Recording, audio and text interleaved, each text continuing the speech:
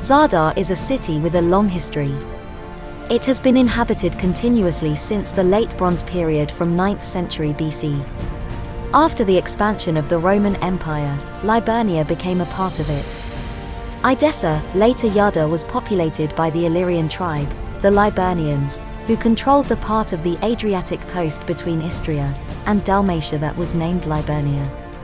Roman Zadar was established as a colony of Roman citizens on the Liburnian capital Edessa during the late 1st century BC by either Emperor Augustus or Caesar.